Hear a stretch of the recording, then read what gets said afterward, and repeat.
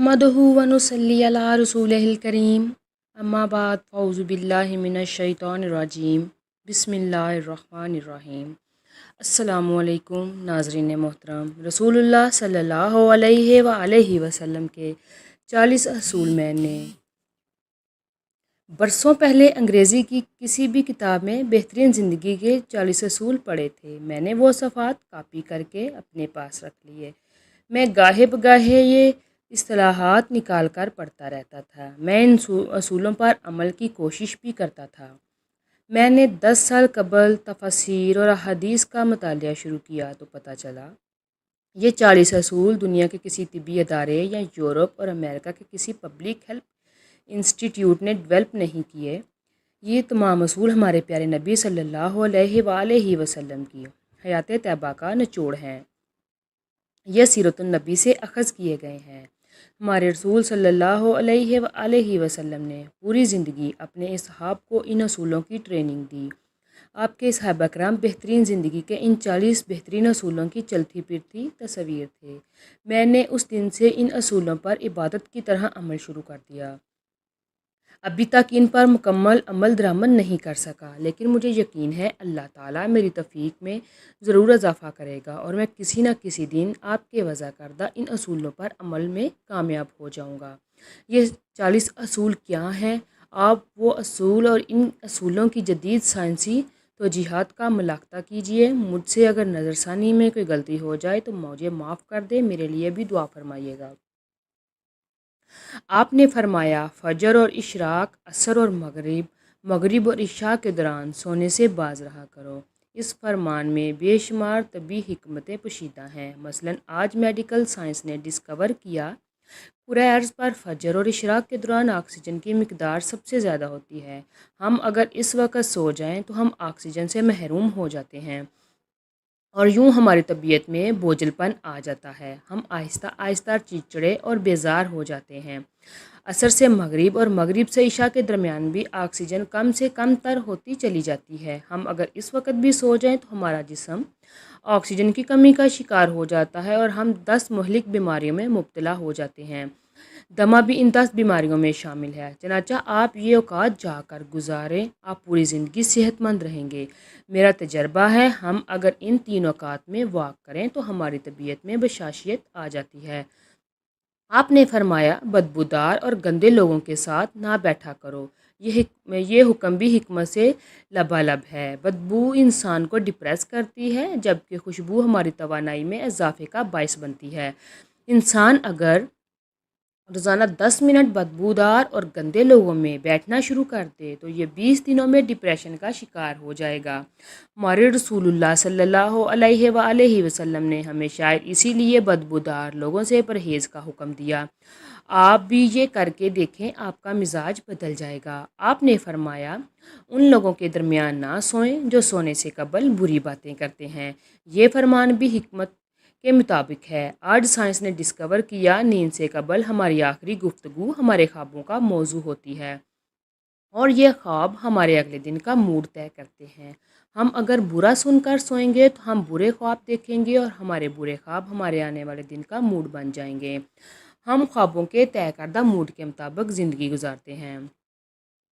चनाचा नींद से कबल हमारी आखिरी महफिल अच्छी होनी चाहिए, हमारा अगला दिन अच्छा गुजरेगा।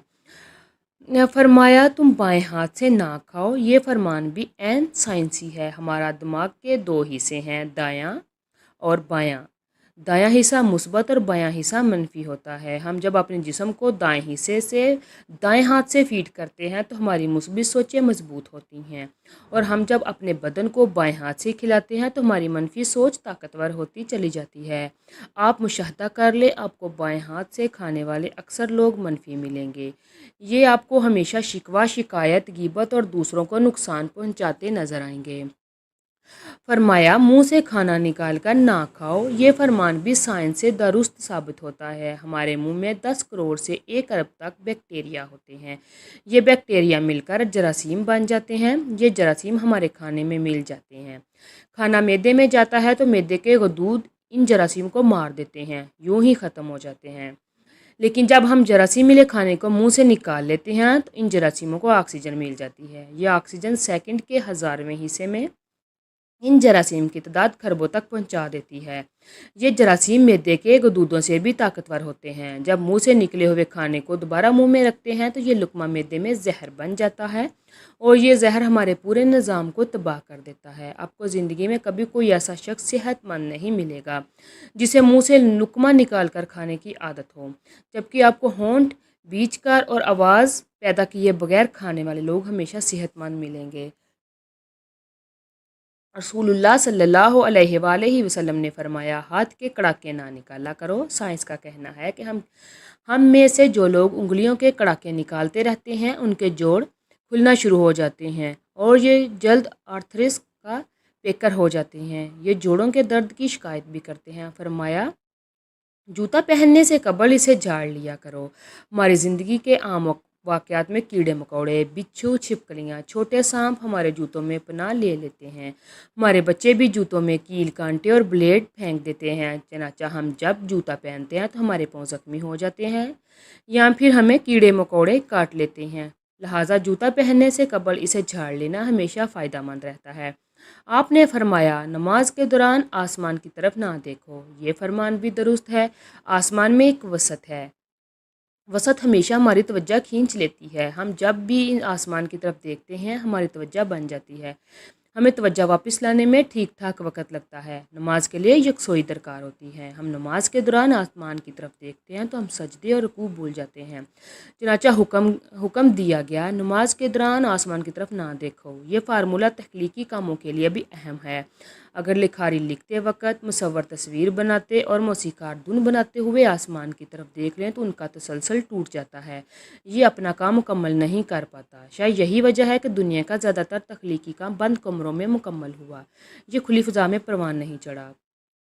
آپ تخلیق کا آئیڈیا لینا چاہتے ہیں تو آپ کھلے آسمان کے نیچے کھلی فضا میں واک کریں، آپ آئیڈیا سے مالا مال ہو جائیں گے۔ لیکن آپ اگر ان آئیڈیاز پر کام کرنا چاہتے ہیں تو پھر آپ بند کمرے میں جائیں، آپ کمال کر دیں گے۔ آپ کو انبیاء، اولیاء اور بزرگان دین بھی بند گاروں میں مراقبے کرتے ملیں گے۔ آپ نے فرمایا، رفع حاجت کی جگہ یعنی ٹوائلٹ میں مت تھوکو۔ یہ حکم اپنے اندر دو حکمتیں رکھتا ہے۔ ٹوائلٹ میں تھوکنے سے بعد میں آنے والوں کو بھی تکلیف ہوتی ہے، اور دوسرا بیت الخلاء میں لاکھوں قسم کے جراثیم بھی ہوتے ہیں۔ جب ہم تھوکنے کے لیے منہ کھولتے ہیں تو یہ جراثیم ہمارے منہ میں چلے جاتے ہیں، یہ ہمارے لب دہن میں پرورش پاتے ہیں اور معدے اور پھیپھڑوں میں پہنچتے ہیں، پھر یہ ہمیں بیمار کر دیتے ہیں۔ آپ کو یہ جان کر حیرانی ہوگی، ہماری ناک جراثیم کو پھیپھڑوں تک نہیں جانے دیتی۔ ہماری ناک سے صرف کیمیکلز جسم میں داخل ہوتے ہیں، جراثیم زیادہ تر منہ سے بدن میں اترتے ہیں اور ان کی بڑی وجہ ٹوائلٹس ہوتے ہیں۔ چنانچہ آپ ٹوائلٹ میں لمبی لمبی سانس لینے، تھوکنے، گانا گانے اور آوازیں دینے اور موبائل فون پر بات کرنے سے گریز کریں، آپ کی صحت اچھی رہے گی۔ آپ نے فرمایا، لکڑی کے کوئلے سے دانت صاف نہ کرو۔ ہم میں سے بے شمار لوگ کوئلے سے دانت صاف کرتے ہیں۔ کوئلے سے ہمارے دانت وقتی طور پر چمک جاتے ہیں، لیکن یہ بعد ازاں مسوڑے بھی زخمی کر دیتا ہے، دانتوں کی جڑیں بھی ہلا دیتا ہے اور یہ منہ میں بھی بو پیدا کرتا ہے۔ لکڑی کا کوئلہ سیدھا سیدھا کاربن ڈائی آکسائڈ ہوتا ہے، یہ ہائیجینک بھی نہیں ہوتا۔ چنانچہ رسول اللہ نے اس سے پرہیز کا حکم دیا۔ آپ نے فرمایا، ہمیشہ بیٹھ کر کپڑے تبدیل کیا کرو۔ ہم میں سے اکثر لوگ شلوار، پتلون، پاجامہ پہنتے وقت اپنی ٹانگ پھنسا بیٹھتے ہیں اور گر پڑتے ہیں۔ ہم میں سے ہر شخص زندگی میں کبھی نہ کبھی اس صورتحال کا شکار ہوتا ہے، یا ہم بڑھاپے میں شلوار یا پتلون بدلتے وقت ضرور گرتے ہیں۔ آپ نے شاید اس قسم کے حادثوں سے بچنے کے لیے یہ حکم جاری فرمایا تھا۔ آپ نے فرمایا، اپنے دانتوں سے سخت چیز مت توڑا کرو۔ ہم لوگ اکثر بادام اور اخروٹ یا نیم پکا گوشت توڑنے کی کوشش میں اپنے دانت تڑوا لیتے ہیں۔ دانت ایکٹیو زندگی کا قیمتی ترین اثاثہ ہوتے ہیں۔ آپ نے شاید اسی لیے دانتوں کو سخت چیزوں سے بچانے کا حکم دیا۔ نوٹ: یہ 12 اصول ہیں، باقی اگلی ویڈیو میں۔ ویڈیو اچھی لگے تو ویڈیو کو لائک کریں اور چینل کو سبسکرائب کریں۔ اگلی ویڈیو تک کے لیے اللہ نگہبان۔